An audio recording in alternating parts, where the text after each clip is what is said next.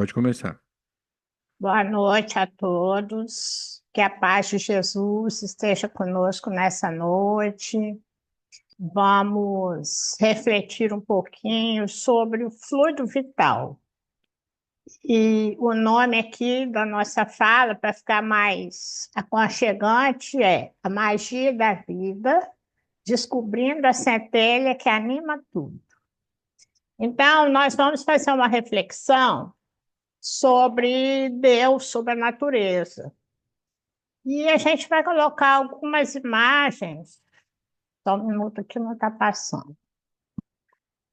Umas imagens aqui, ó, de água, de pedras, pedregulhos, rochas, de pedra do céu, de um brilhante, de um anel de metal com brilhante, de uma cachoeira.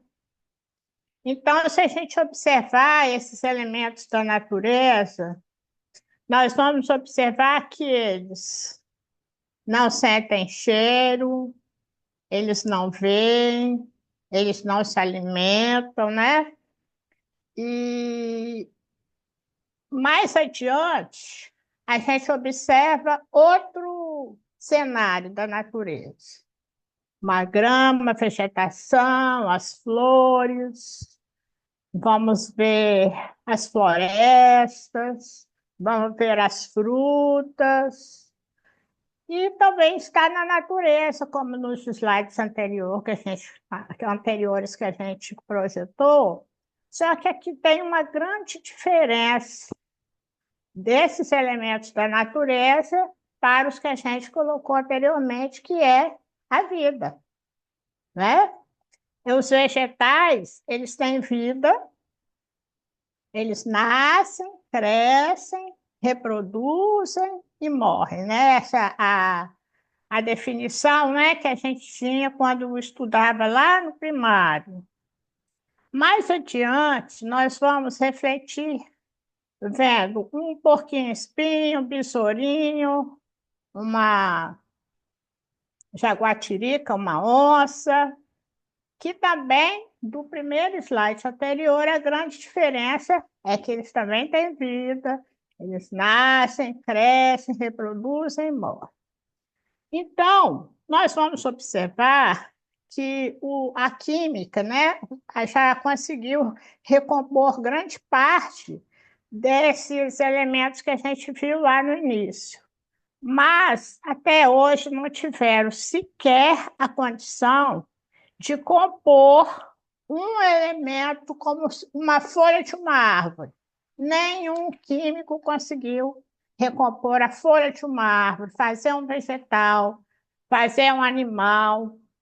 E mais adiante ainda, refletindo sobre a nossa natureza, nós vamos ver também que é de grande diferença lá do que a gente projetou no início, é a vida. Então, dito isso, nós vamos fazer essa divisão só para conseguir contextualizar a nossa fala. Nós temos duas linhas, né, na natureza, a divisão na natureza. Nós temos os seres inorgânicos, que são o que a gente mostrou, a pedra, a água, o diamante, o metal, porque a gente sublinhou, porque é inorgânico, ele não tem órgão, é todo o reino mineral.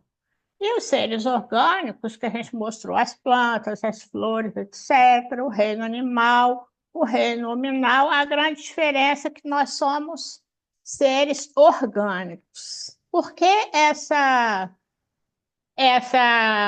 classificação de seres orgânicos? Porque nós possuímos órgãos. Os órgãos são grupos de tecidos que se agregam para determinada função. Por exemplo, um rim, um fígado, intestino, coração, pulmão, etc. Então, nós temos órgãos. O vegetal, ele tem também os órgãos vegetativo e reprodutivo. Por exemplo, reprodutivo do vegetal são as flores, os frutos, as sementes que a gente vê, né? E o vegetativo seria a raiz, o caule, os galhos. Bom, então vamos rapidamente voltar lá no reino mineral e verificar que nesse reino os seres inorgânicos prevalece uma lei que é o reino da atração. Eles se atraem para formar os corpos, que é uma lei da química, né? Que é chamada de lei de atração.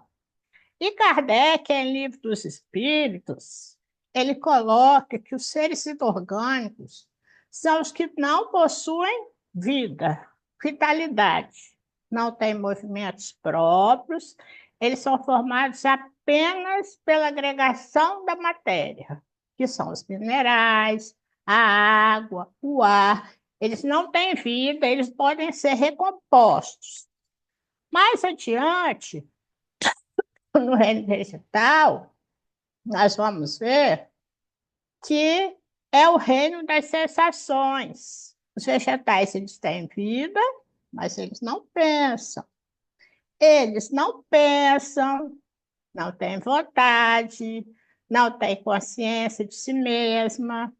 Nada mais possuem do que um instinto natural e cego.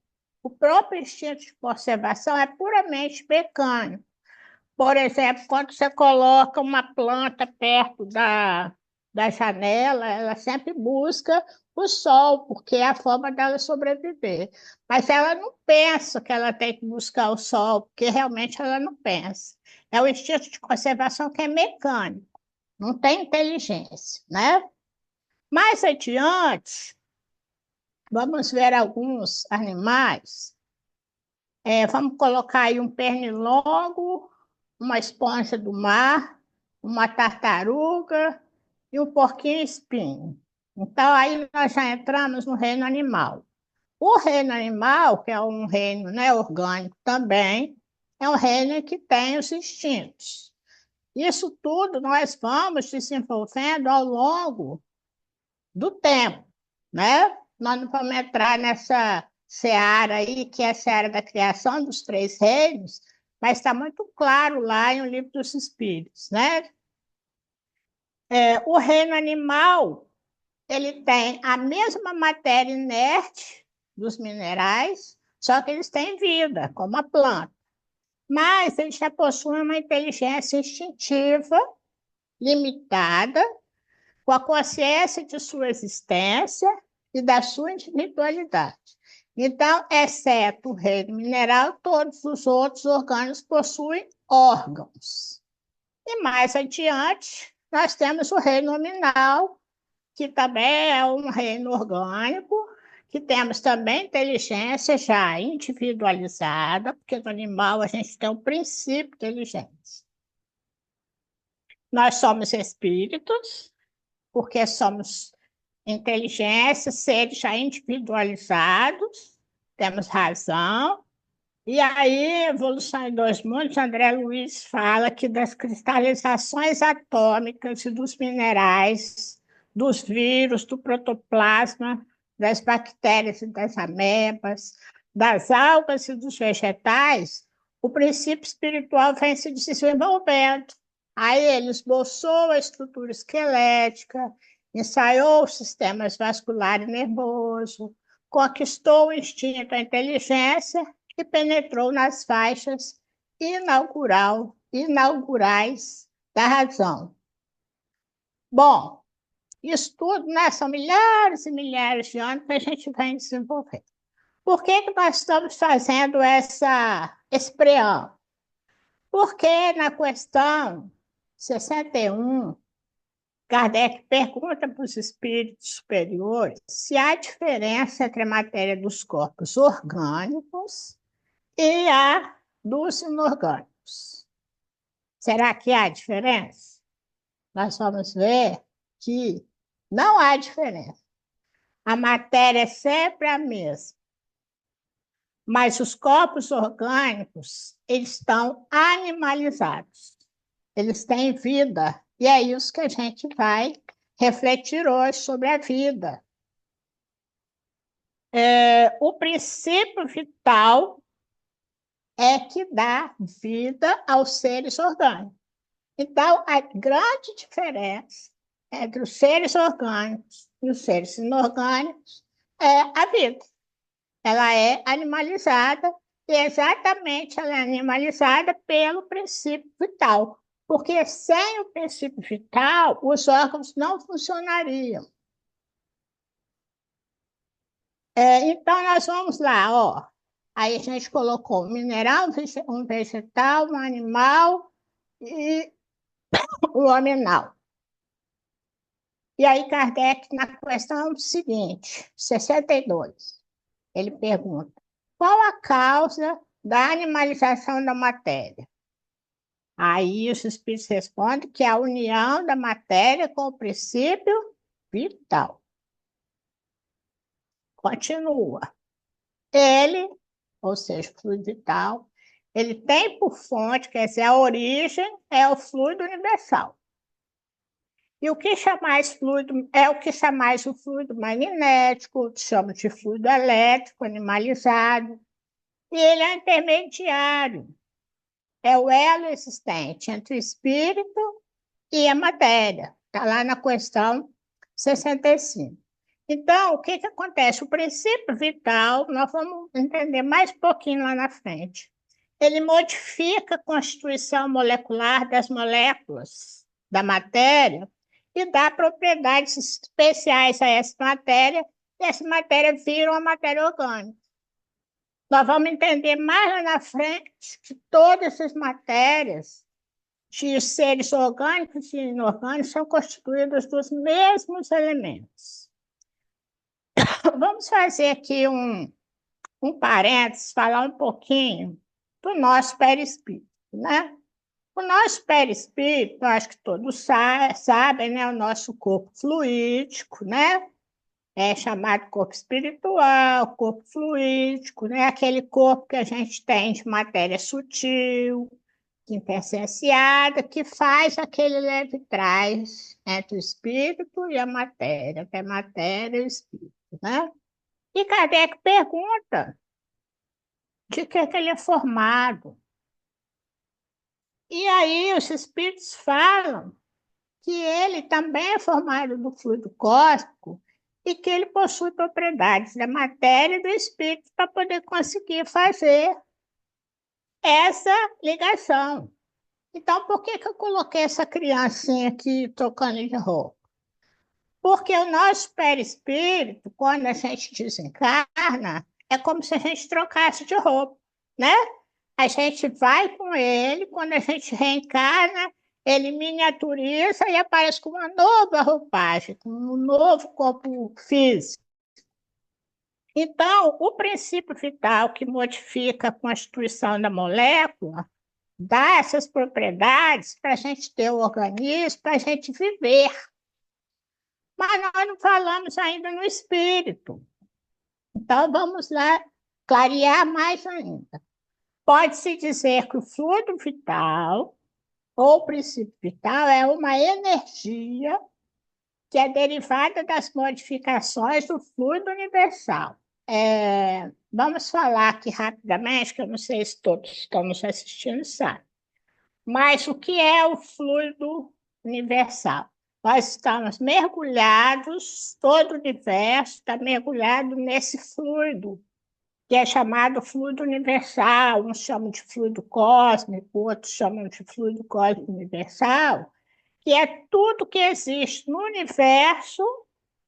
Estamos mergulhados, toda a matéria, toda essa energia do fluido vital, tudo é retirado desse fluido. Então, o nosso perispírito, se a gente vai habitar a Terra, o nosso perispírito, ele busca, ele aure no fluido universal que está em volta da Terra para formar o perispírito da gente.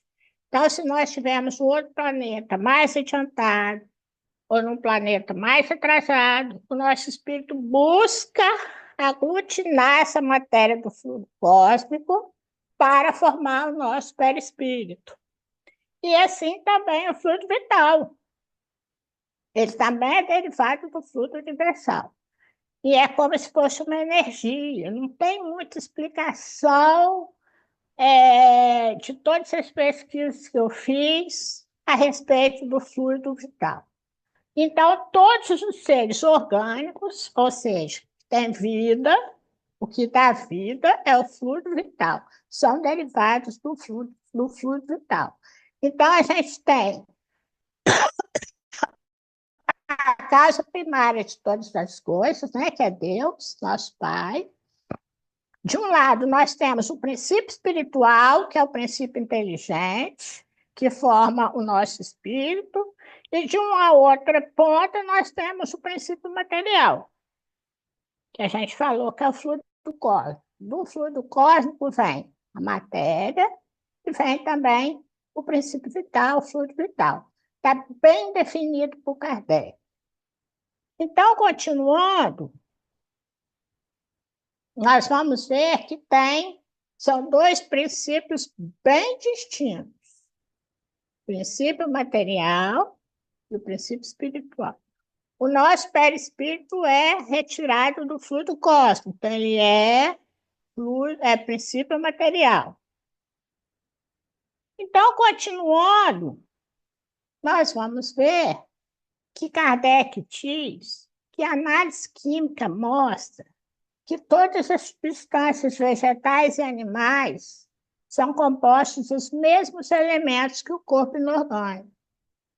Então, são oxigênio, hidrogênio, azoto, carbono, que são os principais componentes de todo tipo de matéria, seja ela orgânica, do mineral, seja ela do vegetal, seja ela do animal, desculpa, gente, que eu estou com uma alergia, seja ela do mineral. Todos esses principais elementos da matéria são esses. Claro que tem os outros que entram acessoriamente, mas a diferença é que é a quantidade de matéria que agrega para formar os corpos que faz a diferença, né? E o fluido vital. Então, Kardec continua.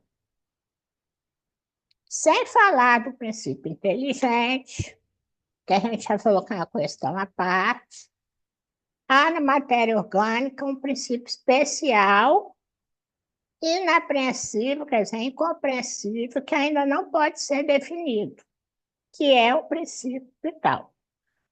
Então, conforme eu falei para vocês, é uma coisa ainda que foge um pouco do nosso alcance, mas que dá para a gente refletir como que Deus pensa em tudo, né? Olha só, se combinar sem o princípio vital esses elementos que a gente falou, a gente tem um mineral ou um corpo inorgânico.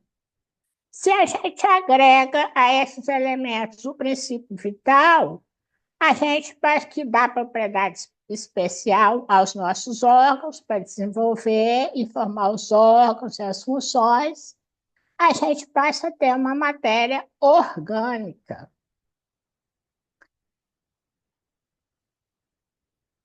Então, o princípio vital, eu gosto muito dessa alusão que Kardec fala no Livro dos Espíritos. Ele fala que o princípio vital é força motriz, quer dizer, a força que move, a força motriz dos corpos orgânicos. Ao mesmo tempo que o agente vital dá impulsão aos órgãos, conforme a gente falou, a ação destes entretém e desenvolve a atividade daquele agente, bota o órgão para funcionar, né? Então, ele forma os órgãos, ele coloca o órgão para funcionar e desenvolve a atividade daquele agente, quase como sucede com o atrito que desenvolve o calor. Então, os corpos orgânicos são, assim, uma espécie de pilhas ou aparelhos elétricos, nos quais a atividade do fluido determina o fenômeno da vida. Se eu cesso essa atividade, causa morte. Então, suponhamos, arrancou meu coração, tirou um órgão, a atividade cessa, acaba o fluido vital, eu desencarno. Então, por exemplo, se eu pegar um ventilador, o ventilador ele tem energia dormindo ali. Se eu ligo ele na tomada, ele começa a movimentar. Então, qual é o movimento? Seria um exemplo que Kardec dá do fluido vital. O movimento da hélice é o fluido vital que faz o movimento. Mas a causa está lá na tomada, está lá na energia. Se eu desligo a tomada ou desligo o interruptor do ventilador, ele cessa.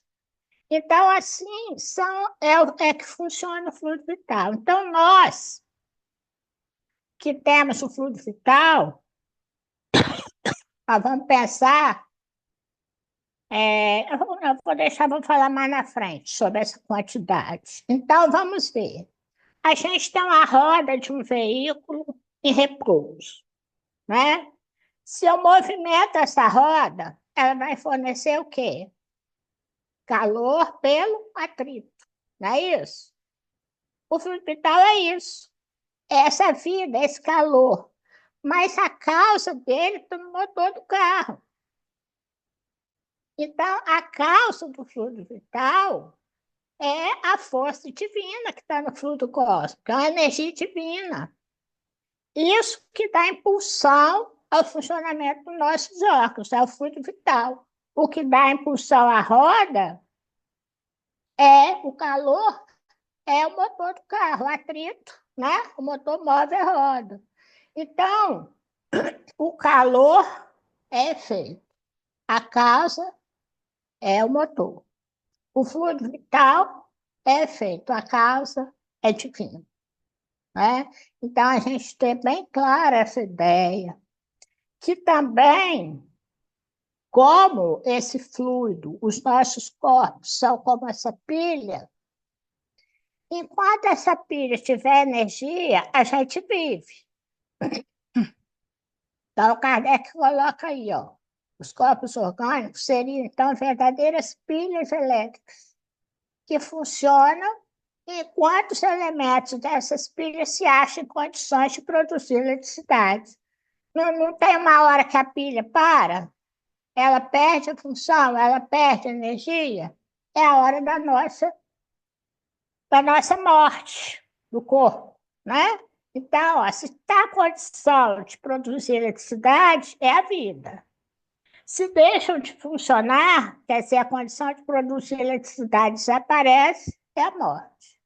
Segundo essa maneira de ver, o princípio vital não seria mais do que uma espécie particular de eletricidade, denominada eletricidade animal, que durante a vida se desprende pela ação dos órgãos e cuja produção cessa quando na morte, por extinguir tal ação.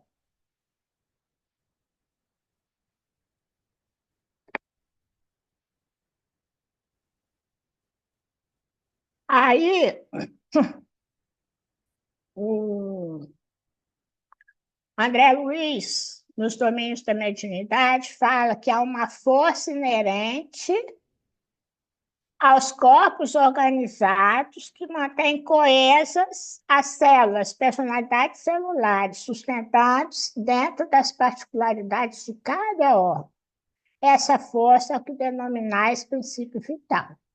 Essência fundamental que regula a existência de células vivas e no qual elas se banham constantemente, encontrando assim a sua necessária nutrição, força que se encontra esparsa por todos os caninhos do universo orgânico, combinadas substâncias minerais, azotadas e ternárias, operando os atos nutritivos de todas as moléculas. Então, aqui está falando da vida, né? Ele fala que no homem, contudo, semelhante projeção surge profundamente. Agora, aqui é que é o X da questão. Semelhante projeção surge profundamente enriquecida e modificada pelos fatores do pensamento contínuo, que em se ajustando às emanações do campo celular, lhe modelam em derredor da personalidade, conhecido corpo vital ou duplo etéreo, de algumas escolas espiritualistas, duplicata mais ou menos adiante da criatura. Ele diz aqui que o princípio vital também ajuda a compor o duplo etéreo. Bom, outra reflexão. Se a gente é pilha, por quanto tempo a roda produzirá o movimento? Enquanto o motor estiver funcionando, certo? Se acaba a gasolina, o motor para, cessa perfeito. Por quanto tempo a roda produzirá calor? Enquanto o motor estiver funcionando, enquanto tiver combustível. Assim também é a gente. Olha que a gente tem que prestar atenção. Cada animal, cada vegetal, cada ser humano tem um quantum de fluido cósmico. Então, Kardec pergunta para os espíritos se o fluido vital, desculpa. Kardec pergunta para os espíritos se o fluido vital é um só para todos os seres orgânicos. Ele fala, ele é sim, igual, mas ele é modificado segundo as espécies. Então, por exemplo, se eu pegar um pernilongo, se eu pegar uma esponja do mar, uma tartaruga e um porco-espinho, ó, o pernilongo ele dura aproximadamente 30 dias. Então, é óbvio que ele tem menos energia na pilha dele, vamos falar assim de uma forma vulgar. Uma esponja, um porco-espinho, vive cerca de 10 anos. Já tem mais do que o pernilongo. A tartaruga vive de 100 a 300. A pilha dela já tem uma energia muito maior.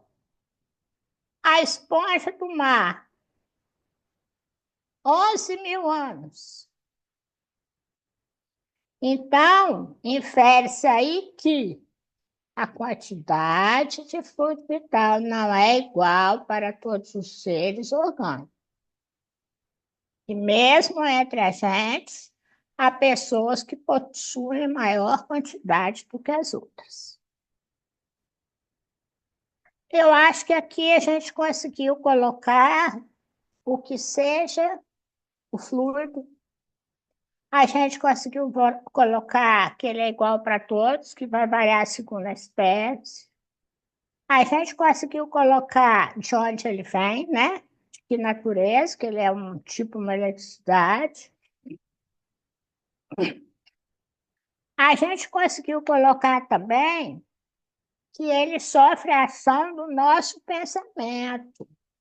E o nosso pensamento, ele vem do espírito, que o espírito aqui é o diretor.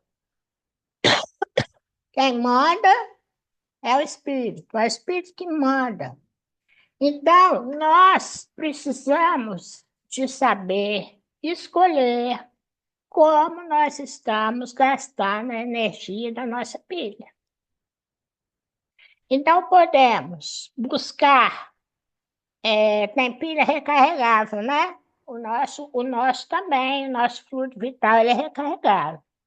A gente pode buscar ele numa boa alimentação, a gente pode buscar numa respiração, através dos poros, através do passe. Nós temos condição de, como espíritos, modificar a qualidade desse fluido para a gente viver mais e melhor, uma qualidade de vida melhor. A gente é que comanda o gasto dessa pilha. Se eu deixo uma lanterna com pilha ligada em tempo integral, o que acontece? Vai gastar mais rápido. Se eu uso só o tempo que eu estou precisando, ela vai gastar menos quantidade. E assim, se a gente perde noites de sono, Se a gente perde tempo em bebida, em alimentação exagerada, e gastando essa energia do nosso fluido em demasia, nós estamos encurtando o nosso tempo de vida. Bons pensamentos mantêm a conservação do nosso fluido. Então, aqui é uma reflexão sobre se a gente pode reabastecer a nossa pilha. Kardec fala: o fluido vital se transmite de um indivíduo a outro. Aquele que o tiver em maior porção pode dá-lo a um que o tem de menos. E, em certos casos, prolongar a vida prestes a extinguir-se. Então, olha só que maravilha. A gente pode doar através do passe. Eu vou pedir um favor a quem está dirigindo a reunião, a doutora Eudair, né? Infelizmente, eu estou aqui sem relógio. Pode me falar, por favor, quanto tempo falta? Você está com 30, mais uns 10 minutinhos, poderia ser. Como? Mais 10 minutos. Ah, tá ótimo. Então, eu vou falar aqui rapidamente de um exemplo que eu tirei. Ó, há pessoas dotadas de tal poder que ocupam curas instantâneas a algum doente por meio apenas da imposição das mãos ou até exclusivamente por ato da vontade. Então, a gente pode abastecer essa cura. Vou dar um exemplo, que está em Missionários da Luz, vou contar uma história, que Alexandre, né, que é o orientador, que estava com o André Luiz, o grupo de espíritos, ele foi chamado às pressas por uma senhora lá no plano espiritual que pediu ajuda a ele, para o filho dela. O filho dela, Antônio, ele estava tendo um problema muito grave de saúde.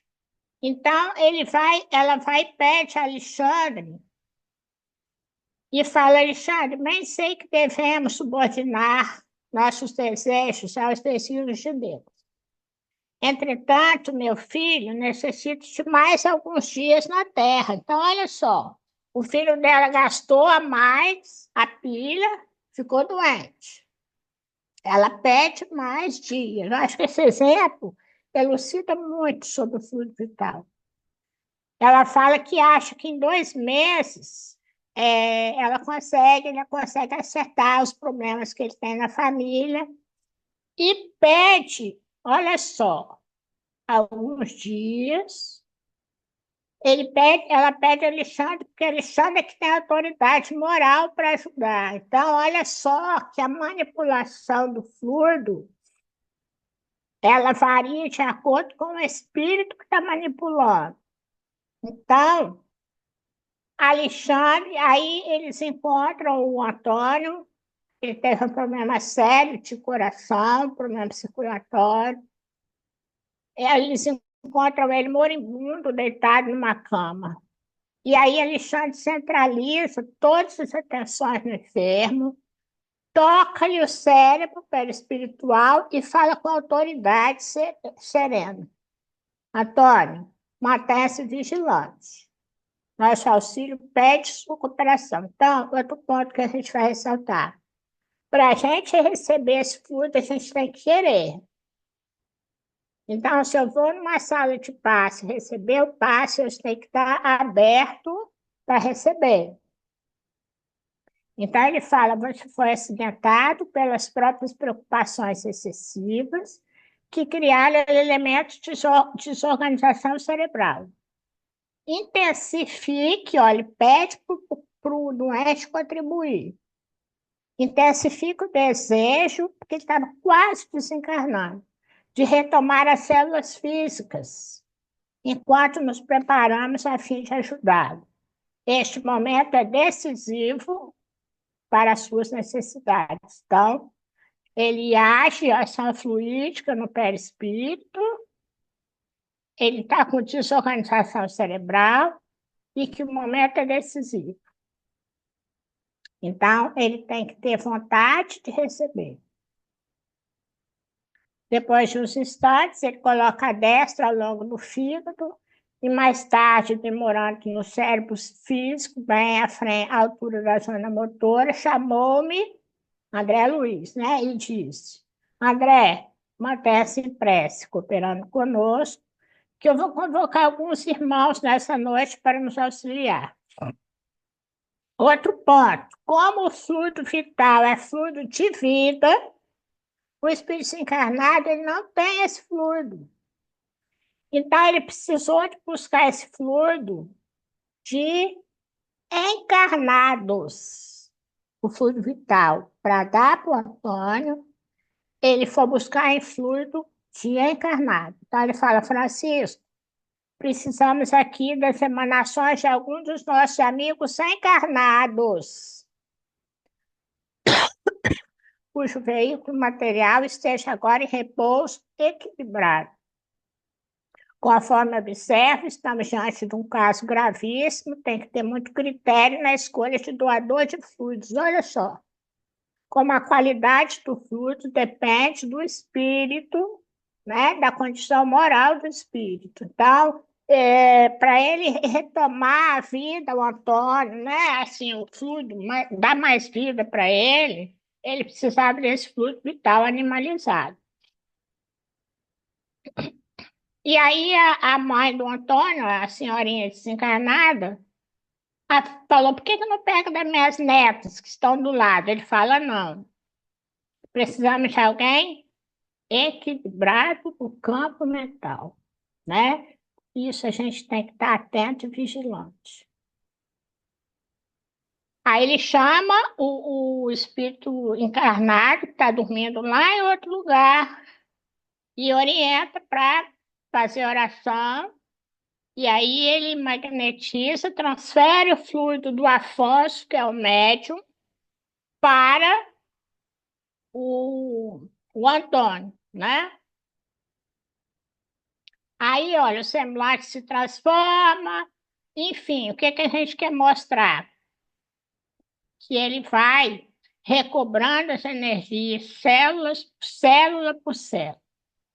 Aí diz que o coágulo foi reabsorvido, que o Antônio vai ter 5 meses a mais que permanece na Terra, né? Pede para ele ser prevenido para não gastar muito seu fluido, né?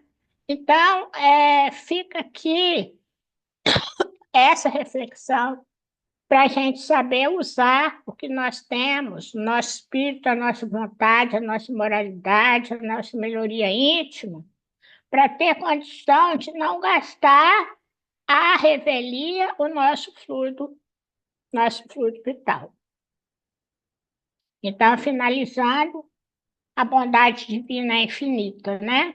Em todos os lugares, sempre generosas manifestações da providência paternal de Deus, conforta os tristes, acalma os desesperados, socorrendo os ignorantes e abençoando os infelizes. Jesus está conosco, né? E, finalmente, o que é a vida? Que a gente falou sobre a vida, né? Conforme o poeta, é o sopro do Criador, numa atitude repleta de amor, né? Que o Senhor nos abençoe. Gratidão.